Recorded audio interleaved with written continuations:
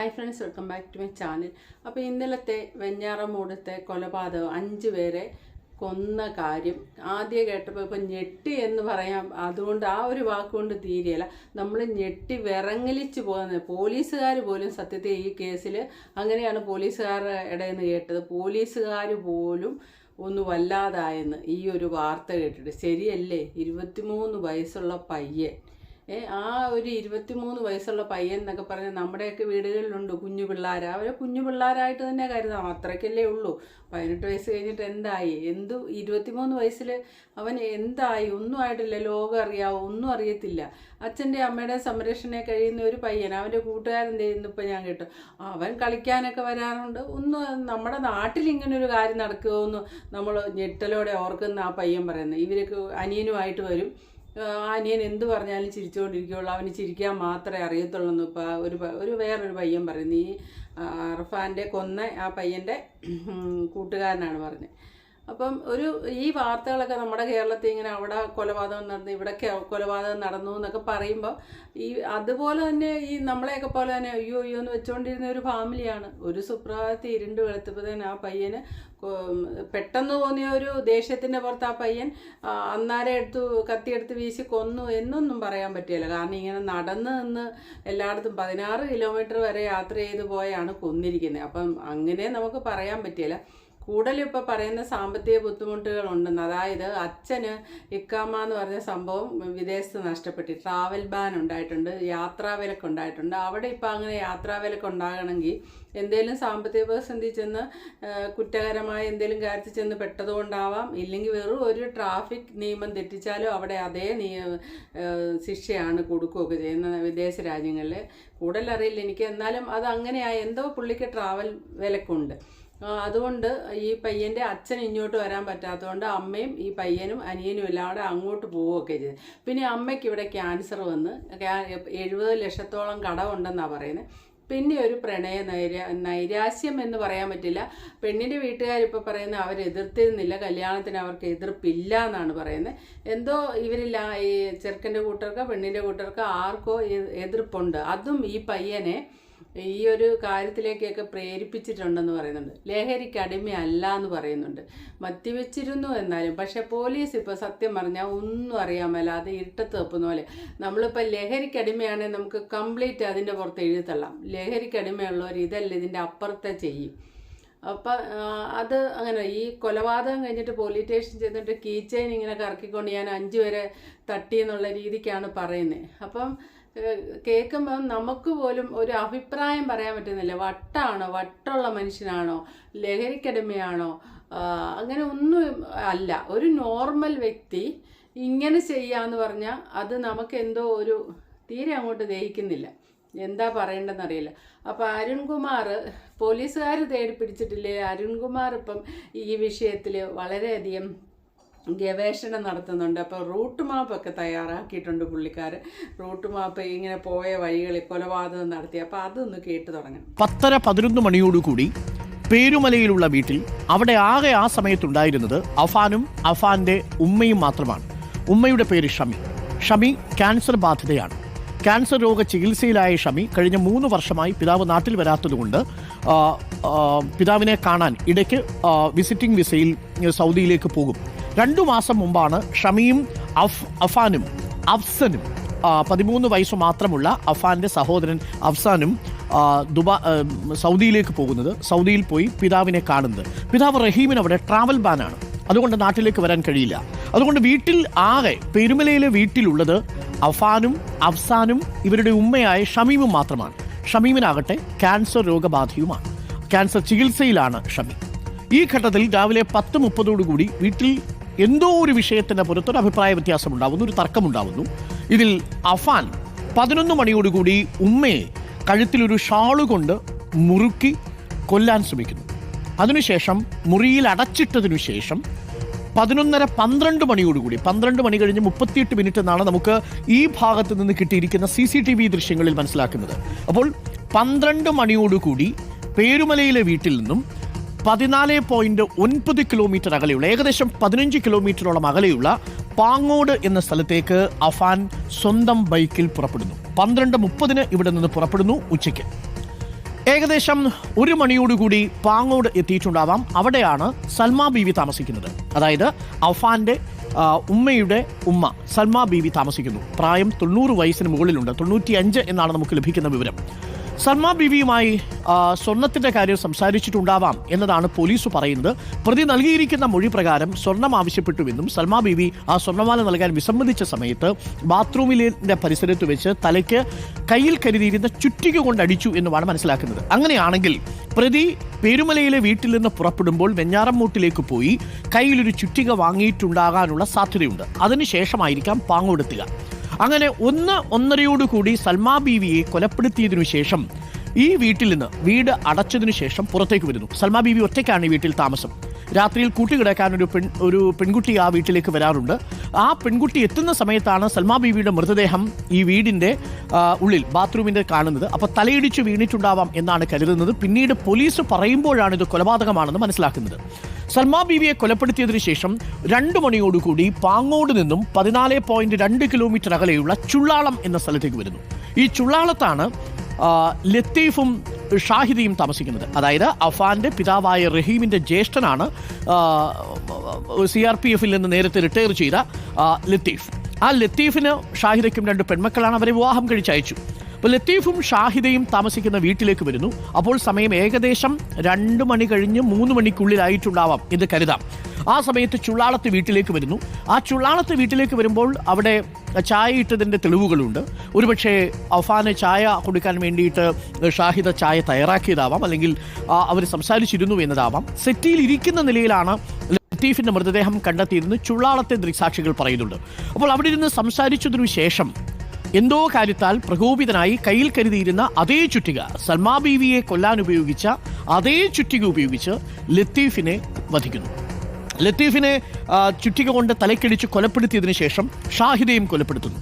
അതിനുശേഷം വീട് പൂട്ടിയിറങ്ങുന്നു. ഈ വീടിന് തൊട്ടടുത്ത് വീട്ടുകാരൊക്കെ ഉണ്ടെങ്കിലും ഈ കാര്യങ്ങളൊന്നും അവർ അറിയുന്നില്ല. അപ്പോൾ സമയം 3 മണി. വീട്ടിൽ നിന്ന് പുറത്തേക്കിറങ്ങുന്ന അഫാൻ തൻ്റെ പെൺസുഹൃത്തായ ഫർസാനയെ വിളിക്കുന്നു. ഫർസാനയുടെ വീട് വെഞ്ഞാറമ്മൂട് പരിസരത്താണ്, മുർക്കന്നൂർ എന്ന് പറയുന്ന സ്ഥലത്താണ്. അവിടെ അഫ്സാൻ വിളിക്കുന്നു ഫർസാനയെ വിളിച്ച് സ്വന്തം വീട്ടിലേക്ക്, പേരുമലയിലുള്ള വീട്ടിലേക്ക് വരണമെന്നും അവിടെ ആരുമില്ലെന്നും തൻ്റെ മുറിയിൽ വന്നിരിക്കണമെന്നും ആവശ്യപ്പെടുന്നു. അങ്ങനെ ഫർസാന വീട്ടിൽ നിന്നിറങ്ങി ട്യൂഷന് പോകാനാണ് എന്ന് പറഞ്ഞ് പുറത്തേക്ക് പോവുകയും അതിനുശേഷം 4 മണിയോടുകൂടി പേരുമലയിലെ വീട്ടിലേക്ക് എത്തുകയും ചെയ്യുന്നു. ചുള്ളാളത്ത് നിന്നും 3:30 മണിക്ക് കൃത്യം നിർവഹിച്ചതിനു ശേഷം പ്രതി 6.8 കിലോമീറ്റർ അകലെയുള്ള വീട്ടിലേക്ക്, ഇവിടെ എല്ലാം അദ്ദേഹം സഞ്ചരിക്കുന്നത് അയാളുടെ ഒരു ബൈക്കിലാണ്. ആ ബൈക്കിൽ പേരുമലയിലെ വീട്ടിലേക്ക് എത്തുന്നു. പേരുമലയിലെ വീട്ടിലേക്ക് എത്തുന്നതിന് മുമ്പ് പോലീസ് നൽകിയിരിക്കുന്ന ഭാഷ്യമനുസരിച്ച് വെഞ്ഞാറമൂടുള്ള ഒരു കടയിൽ നിന്ന് കുഴിമന്തി വാങ്ങിയതിനു ശേഷം വീട്ടിലേക്കെത്തി അത് വീടിൻ്റെ പോർട്ടിക്കോയിൽ ആ കുഴിമന്തിയും ഹെൽമറ്റും വെച്ചതിന് ശേഷം വീട്ടിനുള്ളിലേക്ക് കയറുന്നു. വീട്ടിനുള്ളിലേക്ക് കയറി മുകൾ നിലയിൽ കാത്തിരിക്കുന്ന ഫർസാനയുടെ അടുത്തേക്ക് പോകുന്നു. അവർ തമ്മിലും അഭിപ്രായ വ്യത്യാസം, എന്തോ ഒരു തർക്കമുണ്ടാവുന്നു. അതിനുശേഷം കയ്യിൽ കരുതിയിരിക്കുന്ന ഈ ചുറ്റിക ഉപയോഗിച്ച് ഫർസാനയെ കൊല്ലുന്നു. അങ്ങനെ ഫർസാനയും കൊലപ്പെടുത്തിയതിനു ശേഷം താഴേക്ക് ഇറങ്ങുന്നു. ആ സമയം ഏകദേശം 4 മണിയോട് അടുപ്പിച്ചിട്ടുണ്ടാവും. സ്കൂൾ വിട്ട് അനുജനായ 13 വയസ്സ് മാത്രമുള്ള 8ാം ക്ലാസ്സിൽ പഠിക്കുന്ന അഫ്സാൻ ആ സമയത്താണ് വീട്ടിലേക്ക് വരുന്നത്. അഫ്സാൻ വീട്ടിലേക്ക് വരുന്നു. വീട് കതകു തുറന്ന് വീട്ടിലേക്ക് കയറി ഡ്രോയിങ് റൂമിൽ വെച്ച് അഫ്സാനെയും ചുറ്റിക കൊണ്ട് തലക്കടിച്ച് കൊലപ്പെടുത്തുന്നു. അഫ്സാന വീണ് കിടക്കുന്നതിന് ചുറ്റും 500 നോട്ടുകൾ കിടപ്പുണ്ടായിരുന്നു എന്നാണ് ഇൻക്വസ്റ്റ് പൂർത്തിയാക്കിയപ്പോൾ നമ്മൾ മനസ്സിലാക്കുന്നത്. അതിനുശേഷം ഈ അഫ്സാനെയും ഫർസാനെയും കൊലപ്പെടുത്തിയതിനു ശേഷം ഏകദേശം അതേ സമയത്ത് തന്നെ മുറിയിൽ പൂട്ടിയിട്ടിരുന്ന ഉമ്മയുടെയും നെറ്റിയിൽ ചുറ്റിക കൊണ്ടടിച്ച് കൊലപ്പെടുത്താൻ ശ്രമിക്കുന്നു. പക്ഷേ ഉമ്മയ്ക്ക് പൂർണ്ണമായി ബോധം നഷ്ടപ്പെട്ടെങ്കിലും മരിച്ചുവെന്ന് കരുതി അഫാൻ പുറത്തേക്കിറങ്ങുന്നു. എന്നിട്ട് വീണ്ടും തിരിച്ച് ബാത്റൂമിലേക്ക് പോയി കുളിച്ച് വൃത്തിയായി ഡ്രസ്സ് മാറ്റിയതിനു ശേഷം താൻ ഇവിടെയൊക്കെ യാത്ര ചെയ്യാൻ ഉപയോഗിച്ച അതേ ബൈക്കിൽ പേരുമലയിലെ വീട്ടിൽ നിന്നും വെഞ്ഞാറമ്മൂട് പോലീസ് സ്റ്റേഷൻ 3.5 കിലോമീറ്റർ അകലെയുള്ള പോലീസ് സ്റ്റേഷനിലേക്ക് പോകുന്നു. പോലീസ് സ്റ്റേഷനിലെത്തി പോലീസ് സ്റ്റേഷനിലെ കാവൽ അവിടെ പാറാവ് നിന്നിരുന്ന പോലീസുകാരനോട് ഞാൻ 5-6 എണ്ണത്തെ തട്ടിയിട്ടാണ് വരുന്നത്, 3 എണ്ണം മരിച്ചു, 3 എണ്ണം ഇപ്പോൾ മരിച്ചു കാണും എന്ന് പറയുന്നു. അതിലൊരാൾ പേരുമലയിലും പാങ്ങോടും ചുള്ളാളത്തുമാണ് എന്ന് പറഞ്ഞ് പോലീസ് സ്റ്റേഷനിലേക്ക് കയ്യിൽ ഒരു ചെയിനുമായിട്ട് ഇങ്ങനെ കറക്കിക്കൊണ്ടുവരുന്ന, കീ ചെയിനുമായിട്ട് കറക്കിക്കൊണ്ടുവരുന്നയാളാണ് അഫാൻ എന്നാണ് പോലീസ് നൽകിയിരിക്കുന്ന മൊഴി. ശരിക്കും മീഡിയക്കാർ ഈ ഒരു സംഭവം ഉണ്ടായതിന് ശേഷം ആ പരിസരത്തും ആ വീടിൻ്റെ പരിസരത്തുമായിട്ട് തമ്പടിച്ചിരിക്കുകയാണ്. അവർ ഓരോ ബന്ധുക്കാരെ തിരഞ്ഞു പിടിച്ചും ഓരോ അയൽക്കംകാരെ തിരഞ്ഞു പിടിച്ചും ഈ പയ്യൻ്റെ ഫ്രണ്ട്സിനെയൊക്കെ തിരഞ്ഞു പിടിച്ചും നിറയെ ക്വസ്റ്റ്യൻ ചെയ്ത് ഒരാൾക്കൊരു കാര്യം വ്യക്തമായിട്ട് എന്തെങ്കിലും ഒരു കാര്യം ഒരു സൂചന പോലും തരാൻ പറ്റുന്നില്ല. അതാണ് ഈ കേസിൻ്റെ ഒരു പ്രത്യേകത. ഇതെന്തുകൊണ്ട് ഈ പയ്യൻ ചെയ്തു, ഇപ്പോൾ ബോധം വീണിട്ടുണ്ട് ആ പയ്യന്. അപ്പോൾ പോലീസ് പറയുന്നത് ലഹരി ഉപയോഗിച്ചിട്ടില്ല എന്ന്. സാമ്പത്തികം പ്രശ്നമുണ്ട് എന്നേ പറയാൻ പറ്റുള്ളൂ. എന്നാലും ഈ 5 കൊലപാതകം നടത്താൻ വേണ്ടി മുന്നോട്ട് നയിച്ച ഒരു കാരണം ഇതാവാം അതാവാം എന്ന് പറയുന്നല്ലാതെ ഇതിൻ്റെ ഒരു കാരണം കണ്ടെത്താൻ പറ്റുന്നില്ല. ചുറ്റിക ഉപയോഗിച്ച് റിപ്പർ ചന്ദ്രൻ പണ്ട് ചുറ്റിക ഉപയോഗിച്ച് കൊന്ന പോലെ ഈ പയ്യൻ നടന്നു നിന്ന് ആ പ്രണയിക്കുന്ന പെൺകുട്ടിയെ വീട്ടിൽ വിളിച്ച് വരുത്തിയിട്ട് അവൻ്റെ റൂമിലിരിക്കാൻ പറഞ്ഞതിന് ശേഷം ആ കൊച്ച് ട്യൂഷന് പോവുകയെന്നും പറഞ്ഞ് വീട്ടിൽ നിന്ന് ഇറങ്ങിയിട്ട് ആ കുട്ടി വന്ന് ഇവൻ്റെ മുറിയിൽ കയറിയിരിക്കുക. അവിടെ ഇരുന്ന് ആ കൊച്ചിൻ്റെ നെറ്റിക്കെട്ട്, അതിനെ കണ്ട ആൾക്കാർ പറയുന്നുണ്ട് സഹിക്കില്ല എന്നാണ് പറഞ്ഞത്. അതുപോലെ നെറ്റിക്കെട്ട് ചുറ്റിയെ വെച്ച് അടിച്ചാണ് അതിനെ കൊന്നത്. അല്ല തന്നെ നമ്മുടെ തലക്കെട്ടടിച്ചാൽ ചുറ്റിയെ വെച്ചൊക്കെ അടിച്ചാൽ കാറ്റ് പോകും, അതൊക്കെ ഉറപ്പുള്ള കാര്യം. എന്നാലും അത്രയും ക്രൂരമായിട്ടൊക്കെയാണ് കൊന്നത്. കാരണം ഇവൻ അത് കഴിഞ്ഞ് എലിവേഷൻ കഴിച്ചിട്ടുണ്ടല്ലോ. അപ്പോൾ ഇവരെല്ലാം വകവരുത്തിയതിന് ശേഷം ഈ പയ്യൻ മരിക്കാൻ തന്നെയാണ് തീരുമാനിച്ചത്. അപ്പം കാമുകിനി ഞാൻ ഏതായാലും മരിക്കും, അപ്പം ഇനി കാമുകി വേറൊരാളുടെ ജീവിക്കണ്ട എന്നൊരു വിചാരത്തിലാകാൻ കാമുകിയെ വിളിച്ചു വരുത്തി ഈ പരിപാടി ചെയ്തത്. അപ്പം ഞാൻ പറഞ്ഞു വന്നത് എന്താണെന്ന് വെച്ചാൽ, ഈ മീഡിയക്കാർ കിടന്ന് ഇഷ്ടം പോലെ ആൾക്കാരെ ഇൻ്റർവ്യൂ ചെയ്ത് ചോദിച്ചിട്ട് ഒരു വാക്ക്, ഒരു സൂചന പോലും ഒരാൾക്കും കൊടുക്കാൻ പറ്റുന്നില്ല. എന്തുകൊണ്ടാണെന്നും അറിയാവോ? ഇവരുടെ വീട്ടിനുള്ളിൽ നടക്കുന്ന കാര്യം ആർക്കും ഒന്നും അറിയില്ല. ഈ ഒരു അവസ്ഥ ഇപ്പം കേരളത്തിലെ എല്ലായിടത്തും ഉണ്ട്. അതായത് നമ്മുടെ വീട്ടിനുള്ളിൽ നടക്കുന്ന, പണ്ടൊക്കെ ആണെങ്കിൽ ഒരു മതിലുണ്ടെങ്കിൽ പോലും, മതിലില്ലായിരുന്നു പണ്ട്, നമുക്ക് വേലിയായിരുന്നു. അതും അതില്ലാത്തൊരു കാലഘട്ടം ഉണ്ടായിരുന്നു. ഒരു വീട്ടിൽ വെക്കുന്ന ഫുഡ് അപ്പുറത്തെ വീട്ടിൽ കൊണ്ടു കൊടുക്കുക, അവിടെ വെക്കുന്ന ഇങ്ങോട്ട് കൊണ്ടുതരിക, അങ്ങനെയൊക്കെ എല്ലാവരും. ഇടയ്ക്കൊക്കെ ചീറ്റലും പൊട്ടലും വഴക്കും ഒക്കെ ഉണ്ട്, എന്നാലും അയൽക്കാരൊക്കെ തമ്മിൽ നല്ല സ്നേഹമായിട്ട് പോകും. പിന്നെ ഈ അണുകുടുംബങ്ങളെല്ലാം കൂട്ടുകുടുംബങ്ങളാണ്. അതിനൊക്കെ അതിൻ്റേതായ ഒത്തിരിയും നല്ല വശങ്ങളുണ്ടായിരുന്നു. നമുക്കതൊക്കെ അങ്ങ് പെട്ടെന്ന് ദേഷ്യവും ഇഷ്ടമൊക്കെ ഈ കൂട്ടുകുടുംബത്തിൽ കഴിയുമ്പോൾ നമുക്ക് അങ്ങോട്ടൊരു സ്വാർത്ഥത വരും. ഇപ്പോൾ എന്തെങ്കിലും ഒരു ഫ്രൂട്ട്സ് മേടിച്ചുകൊണ്ട് വന്നാലും അവനവൻ്റെ ഭർത്താവാൻ മേടിച്ചുകൊണ്ട് എനിക്കും എൻ്റെ മക്കൾക്കും മതി എന്നൊക്കെയുള്ള ചിന്ത വന്ന്, അല്ലെ എല്ലാവർക്കും കൂട്ടുകുടുംബാകുമ്പോൾ എല്ലാവർക്കും കൊടുക്കണ്ടേ, ബന്ധുക്കാരെല്ലാം കാണും. ആ സ്വാർത്ഥതയുടെയൊക്കെ പുറത്താണ് നമ്മൾ ഈ 2 മക്കളും ഭാര്യയും ഭർത്താവും ഒക്കെ ആയിട്ടാണ് കുടുംബങ്ങളായിട്ട് അങ്ങ് ഒതുങ്ങുകയൊക്കെ ചെയ്ത്. അതിൻ്റെ ഒത്തിരി മൈനസ് പോയിന്റ് നമ്മളിപ്പോൾ അനുഭവിക്കുന്നുണ്ട്. ഈ മതിലിൻ്റെ അപ്പുറം ഇപ്പുറം നിന്നാണേലും നമ്മൾ ഈ വീട്ടിൽ നടക്കുന്ന കാര്യങ്ങൾ അപ്പുറത്ത് പറയുന്ന ഒരു ഇടക്കാലഘട്ടത്തിൽ അങ്ങനെ ഉണ്ടായിരുന്നു. അപ്പോൾ അതിൻ്റെ പണി എന്ത് കിട്ടിയെന്ന് വെച്ചാൽ, നമ്മൾ ആരെ വിശ്വസിച്ച് എന്ത് പറഞ്ഞാലും അവരതുകൊണ്ട് അപ്പുറത്ത് കൊടുത്തു, അല്ല ലോകം മുഴുവനാക്കി അത് തിരിച്ച് നമുക്ക് വലിയ പാരയായിട്ട് വരും. അപ്പോൾ നമുക്കിപ്പോൾ ആരോടൊന്ന് ഒരു വാക്ക് മനസ്സ് തുറന്ന് പറയാൻ പറ്റില്ല. ആകെ നമ്മൾ മനസ്സ് തുറന്ന് പറയുന്നത് ദൈവത്തിൻ്റെ മുന്നേ. ഏത് മതത്തിൽ വിശ്വസിക്കുന്നവരാണേലും അവിടെ പോയി നിന്ന് മനസ്സ് തുറക്കുന്നുണ്ട്. അതല്ലാതെ ഒരു മനുഷ്യരോട് പറയാൻ പറ്റില്ല. അപ്പം നമുക്കുണ്ടാകുന്ന വിഷമങ്ങളെല്ലാം നമ്മൾ സ്വന്തമായിട്ട് അങ്ങോട്ട് സഹിക്കുകയാണ് ചെയ്യുന്നത്. അതൊരു വലിയ മാനസിക പ്രശ്നമാണ്. ഡിപ്രഷനിലേക്കൊക്കെ പോകാം. ഇപ്പം ഈ മലയാളികളുടെ രീതി, ഒരു വീട്ടിൽ നടക്കുന്ന കാര്യം മറ്റൊരു വീട്ടിൽ അറിയില്ല, അവരെന്താണെന്നുള്ളത് നമുക്കൊന്നും അറിയില്ല. ഇപ്പം എല്ലാവരും ദുരഭിമാനവും എല്ലാം വെച്ചിട്ട് ഒരു കാര്യം പോലും പുറത്ത് പറയില്ല. ബന്ധുക്കാർക്ക്, ഈ പയ്യനെ 2 വർഷമായിട്ട് കാണാത്ത ബന്ധുക്കാരൻ ഇന്നലെ മീഡിയയ്ക്ക് മുന്നിൽ വന്നിട്ടുണ്ട്. 2 വർഷമായിട്ട് കണ്ടിട്ടില്ല. അതാണ് ചിലർ പറയുന്നു ബൈക്കിൽ ഈ അനിയനെ വെച്ചപ്പോഴും പോകും, അനിയനെ വളരെ സ്നേഹമുണ്ട്. ഇപ്പം തന്നെ അനിയനുള്ള മന്തി മേടിച്ചുകൊണ്ട് കസേര വെച്ചിട്ടുണ്ട്, ഹെൽമറ്റും മന്തിയുണ്ട്. എന്നിട്ട് ആ അനിയൻ്റെ നെറ്റിക്ക് ചുറ്റിയേക്ക് അടിച്ചു. അവന് ചുറ്റും 500-ൻ്റെ നോട്ടുകളൊക്കെ കിടപ്പുണ്ട്. അത് ആ ഉമ്മുമ്മയുടെ മോതിരോ മാലയോ എന്തോ മേടിച്ച് പണയം വെച്ചതിൻ്റെ കാശാണെന്ന് പറയുന്നുണ്ട്. ഇവർക്ക് സാമ്പത്തിക പ്രതിസന്ധിയാണ് വല്ലാതെ ഉള്ളത്.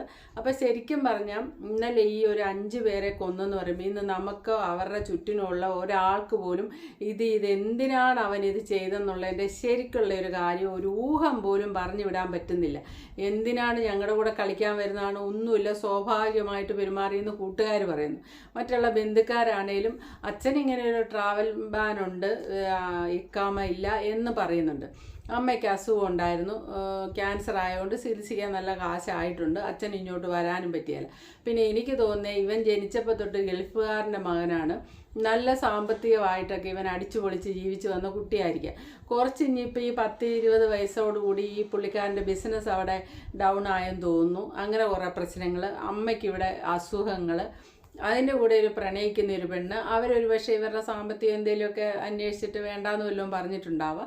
ഇങ്ങനെയുള്ള കുറേ കാരണങ്ങളായിരിക്കാം ഇതിൽ. അപ്പം പറയുമ്പോഴും അങ്ങനെയുണ്ടെങ്കിൽ അവൻ ആത്മഹത്യ ചെയ്താൽ പോരെ, അവന് ഈ നിരാശ തോന്നിയ ഇത്രയും പേരെ അവൻ കൊല്ലണോ?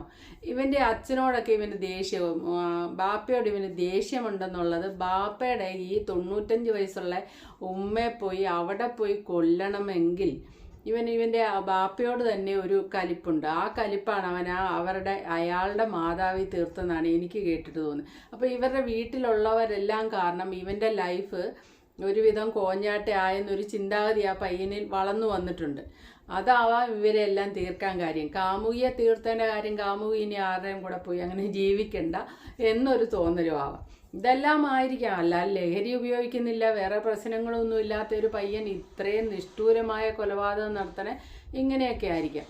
അല്ല ഒന്നും പറയാം. ഏതായാലും മലയാളികളുടെ ഈ പൊതു രീതി ഇപ്പം അത് മാറ്റിയില്ലേ, ഇതേപോലുള്ള ഇതൊക്കെ നമ്മൾ കൂടുതലും കേൾക്കേണ്ടി വരും. കാരണം ഈ അണുകുടുംബങ്ങളെ താമസിച്ചിരുന്ന കാലത്ത് നമുക്കൊരു വിഷയം ഉണ്ടായി, നമ്മളൊരു ക്രൈസിസ് ചെന്ന് ചാടിയ അത് സോൾവ് ചെയ്യാൻ വേണ്ടി നമ്മുടെ ആ ഫാമിലിയിലുള്ള ആൾക്കാരെല്ലാം കൂടെ മുൻകൈ എടുത്ത് പരിഹാരമില്ലാത്ത വിഷയമില്ല, പരിഹരിക്കാനുള്ള കാര്യം എന്തെങ്കിലും തയ്യാറാക്കി തരും. ഇതെന്ന് പറഞ്ഞാൽ ഒരാളോട് ഷെയർ ചെയ്യില്ല. നമ്മുടെ ചിന്താഗതി നമുക്കൊരു പ്രതിസന്ധി വരുമ്പോൾ ശരിക്കും തല വർക്ക് ചെയ്യില്ല. നമുക്ക് ശരിയായ ഒരു കാര്യവും ഒരു തീരുമാനത്തിലെത്താൻ നമുക്ക് പറ്റില്ല. നമ്മൾ മോശം തീരുമാനത്തിൽ തന്നെ എത്തുള്ളൂ. ഇങ്ങനെ അങ്ങോട്ട് പോയാൽ ഇതേപോലുള്ള അനുഭവങ്ങളൊക്കെ കൂടി വരും. 2025 തുടങ്ങിയിട്ട് ശരിക്കും പറഞ്ഞാൽ ഒത്തിരി ഞെട്ടുന്ന വാർത്തകൾ നമ്മളിങ്ങനെ കേട്ടു. ഇത് ഏറ്റവും കൂടുതൽ ഞെട്ടിയെന്ന് പറയാം. കാരണം ഇതിൻ്റെ സിറ്റുവേഷൻ എല്ലാം ആലോചിക്കുമ്പോൾ ഇത് ഒരു വല്ലാത്തൊരു കേസാണ്. അപ്പം ഈ രീതിക്കൊക്കെയാണ് നമ്മളൊക്കെ മാറി ചിന്തിക്കേണ്ട സമയം കഴിഞ്ഞ് ഈ രീതിക്കൊക്കെ പോകും. പണ്ടൊക്കെയാണെങ്കിൽ അച്ഛൻ്റെ അടുത്ത് ഒരു കാര്യം അവതരിപ്പിക്കാൻ പിള്ളേർക്ക് പേടിയാണ്.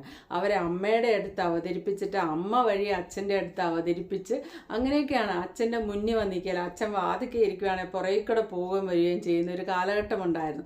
അച്ഛനെ ബഹുമാനത്തോടെ സ്നേഹത്തോടെയും കാണുന്നു, അമ്മയാണ് സ്നേഹത്തോടെയും എല്ലാം കാണും. അച്ഛനെ ഒരു ശകലം പേടിയും ഒരു സ്നേഹവും ബഹുമാനവും എല്ലാം കൂടെ കൂടിയത്. അച്ഛനാണെങ്കിലോ മക്കളുടെ മുന്നിൽ വളരെ ഗൗരവത്തിൽ നിൽക്കും. അച്ഛൻ പക്ഷേ മക്കൾക്ക് വേണ്ടി ജീവിതം ഒഴിഞ്ഞു വെച്ച് ജീവിക്കുന്ന ഒരു മനുഷ്യനാണ്. പക്ഷേ എന്നാൽ ഉള്ളി സ്നേഹം ഉണ്ടെങ്കിൽ അത് പുറത്തധികം പ്രകടിപ്പിക്കാത്ത ഒരു അച്ഛൻ. ഇങ്ങനെയൊക്കെ ആയിരുന്നു നമ്മുടെ കുറേ കാലഘട്ടം പോയി. പക്ഷേ ഇന്നത്തെ ന്യൂജൻ പിള്ളേർ നമ്മളെ കാണുന്നത് മറ്റൊരു രീതിയിലാണ്. മാതാപിതാക്കളെ കാണുന്ന അവരുടെ ആവശ്യങ്ങൾ നിറവേറ്റി കൊടുക്കുന്ന വെറും ഒരു യന്ത്രം, അങ്ങനെയുള്ള ഒരു യന്ത്രം. അവരെ ചോദിക്കുമ്പോൾ കാശ് കൊടുക്കുന്നു, എടുക്കുന്നു. അവർക്ക് ഗെയിം കളിക്കാൻ, അല്ലെ അവർക്ക് കഞ്ചാവ് അടിക്കാൻ, അങ്ങനെയുള്ള പല കാര്യങ്ങൾക്ക് പൈസ കൊടുക്കുന്ന വെറും ഒരു യന്ത്രം.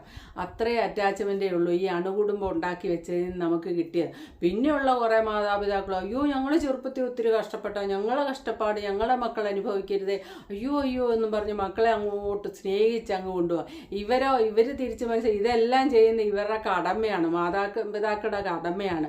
ഞങ്ങളോട് അനുവാദം ചോദിച്ചിട്ടാണ് ഇവർ ഞങ്ങളെ സൃഷ്ടിച്ചത്. വേണമെങ്കിൽ ചെയ്യട്ടെ, പഠിപ്പിക്കുന്നതാണേലും ഡ്രസ്സ് വാങ്ങിക്കൊടുക്കുന്നതാണേലും എന്ത് കാര്യമാണെങ്കിലും സ്നേഹത്തിൻ്റെ പുറത്താണെന്ന് അവർ ഒരിക്കലും മനസ്സിലാക്കുന്നില്ല. അവർ മനസ്സിലാക്കുന്നത് ഇവരുടെ കടമയെ ഇവർ വേണേ ചെയ്യട്ടെന്ന്. എന്നാൽ മാതാപിതാക്കളോ അയ്യോ ഞങ്ങൾ ബുദ്ധിമുട്ടിയത് അവർ ബുദ്ധിമുട്ടല്ലേ എന്ന് പറഞ്ഞ് ചൊരിഞ്ഞിട്ടിരിക്കുകയാണ്. ഈ ചൊരിഞ്ഞിടയിലേക്ക് അവസാനം എന്താ വെച്ചാൽ ഒരു അറ്റാച്ച്മെൻറ്റും അച്ഛനോടും അമ്മയോടും തോന്നുകയില്ല.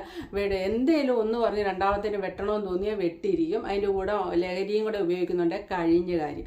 ശരിക്കും പറഞ്ഞാൽ ഈ ഒരു സെറ്റപ്പാണ് മാറേണ്ടത്. ഇപ്പം കൂട്ടുകുടുംബമാണ് നല്ലത്. വലിയ കാരണവർ തൊട്ട് നമ്മുടെ വീട്ടിലുണ്ടായിരിക്കണം. ഭയപ്പെടുന്നതിനെ ഭയപ്പെട്ടും സ്നേഹിക്കുന്നതിനെ സ്നേഹിക്കണം, ഒളിക്കേണ്ടതിനെ ഒളിച്ചും, അങ്ങനെ വലിയ വലിയ ആഗ്രഹങ്ങളൊന്നും പറയത്തുമില്ല. കൂടുതൽ സ്വാതന്ത്ര്യം വീടുകളിലില്ല. അതാണ് ആലോചിക്കേണ്ടത്. കൂട്ടുകുടുംബത്തിൽ വലിയ വലിയ സ്വാതന്ത്ര്യമില്ല. ഇപ്പം നിങ്ങളുടെ ബന്ധുക്കാരുടെ, ഞാൻ ഈയിടെ ഉണ്ടായി, ഞാൻ എൻ്റെ ബന്ധുക്കാരുടെ വീട്ടിൽ പോയി അവരുടെ മക്കൾ ഓരോരുത്തർക്കും ഓരോ മുറിയാണ്, മുറി അടച്ച് അകത്തിരിക്കുകയാണ്. നമ്മൾ സിറ്റ് ഔട്ടിലും ഹാളിലും ഒക്കെ ചെന്നിരുന്ന് വർത്താനം പറഞ്ഞാൽ ഈ പിള്ളേരിതൊന്നും അറിയുന്നില്ല. അവരുടെ അമ്മ ചെന്ന് മുറി കൊട്ടി വിളിക്കുകയാണ് ചെയ്യുന്നത്. ദേ ഒന്ന് വാ മക്കളെ, വാതിൽ തുറന്ന് വാ, ഇവിടെ വിരുന്നുകാർ വന്നിട്ടുണ്ട് എന്ന് പറയും. അപ്പം ജസ്റ്റ് ഒന്ന് വന്ന് മുഖം കാണിച്ച് എന്തെങ്കിലും എന്നൊക്കെ വെച്ചേച്ച് പെട്ടെന്ന് സ്കൂട്ടാവും. അപ്പം തന്നെ മുറിക്കുള്ളിൽ കയറ്റും. ഈ ഒരു രീതിക്കാണ് മുന്നോട്ട് പോകുന്നതെങ്കിൽ ഈ ടൈപ്പ് വാർത്തകൾ നമ്മൾ ഒത്തിരിയും കേട്ടിങ്ങനെ ഞെട്ടി വിറങ്ങലിച്ച് നിൽക്കേണ്ടി വരും. അപ്പോൾ okay, thank you for watching. അടുത്ത വീഡിയോ കാണാം.